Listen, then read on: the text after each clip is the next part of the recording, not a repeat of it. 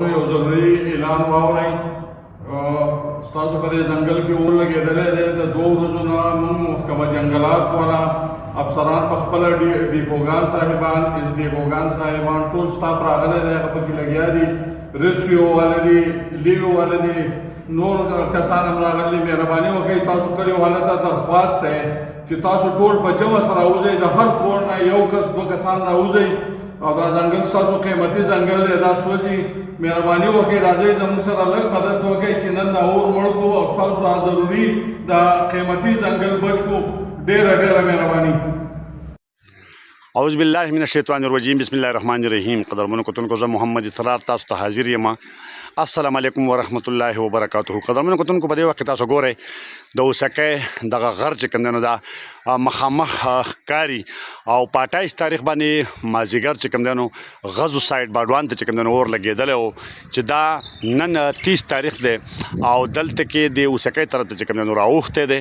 باډوان طرف ته اور چې کوم دی نو هغه مړ دی، خو اوسکۍ طرف ته اوس هم ډېر خطرناک صورتحال اختیار کړی دی او دغه 13 ورځو نه 2 نیمو ورځو نه چې کوم دی نو د محکمه فارسټ بره دیر کوز دیر او ورسره چې کوم دی نو د سوات او ملکن تقریبا د 1 نیم سل پورې اهلکار او ورسره د ریسکیو 1122 د ملکن او د کوز دیر او یا پورې اهلکار چې کوم دی نو هغې دلته کې او دغه شانته د سیول ډیفینس پکې بیا چې کوم دی نو تقریبا 200 اهلکاران چې کوم دی نو دا موجود دي او دغه شانته په اوسکۍ کې چې کوم دی نو په جوماتونو کې اعلانونه شو. اعلان تاسو اورېدلی د محکمه فارسټ لخوا نه چې هغې چې کوم دی نو هم ورسره د کلي خلک چې کوم دی نو هغه هم ختلی دی او د پرون نه دا سلسله چې کوم دی نو دا روانه وه، خو چونکې دوی ناکامه شو نو نن بیا د محکمه فارسټ لخوا چې کوم دی نو ډیپټي کمیشنر کوزدیر واصل خان ته خط ولیکلی شو، هغه پېښور ته PDMA ته چې کوم دی نو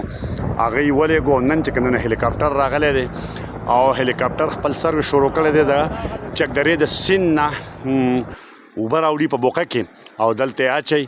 خو د سهار نه چې کوم اپریشن د هلیکاپټر روان دی نو دغه هم ناکام ښکاري. به هر حال یو هڅه ده، یو کوشش دی او د سرکار د سایډ نه روان دی د NDMA هلیکاپټر هغه راغلی دی او څنګه چې تاسو ته ما وویل خلک چې کوم دی نو هغې لګیا دی کوشش کوي چې دا اور چې کوم دی نو دا مړ کړي. خو دغه کوششونه ټول تر دې وخته پورې چې کوم دی د پرون نه په دې غر کې ناکام دي او خلک چې کوم دی نو اوس هم د خطرې سره مخ دی. بل د ځګین چې کوم خلک راځي هغې وینا کوي، هغې دا وایي چېرې کم خلک دلته راغلی وو.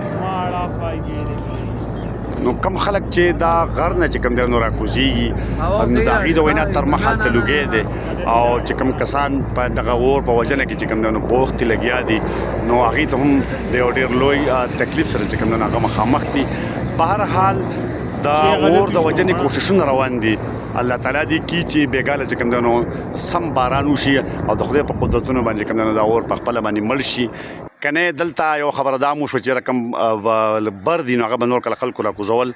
اوس کال 1 نیم وشو چې هغه هم نه راکوزوي او په دغه وجه باندې چې کوم دی نو چې هغه بر هغه مستقل چې دی نو اور اخلي. یو څیز چې په اخره کې دا دی نو هغه دا دی چې دا اور د لګولو دا سلسله چې کومه ده دا ډېر د پخوا نه را روانه ده او یوه پیره 2 په دې کې چې کوم دی د هغه خلکو نشاندهي هم شوې ده. کم خلک چې دې ته اور اچوي د غره ته او د کم غرض دپاره اچوي، خو هغه لکه بیا مطلب دا چې معقلی شوي دي، معامله ختمه شوې ده. نو په دې پیره باندې دا یو څیز ډېر زیات ضروري دی چې د هغې خلکو چې کوم دی نو د دې پلټنې وشي او د هغې نشاندهي وشي او د سخته نه سخته سزا چې کوم دی نو هغې ته ورکړی شي.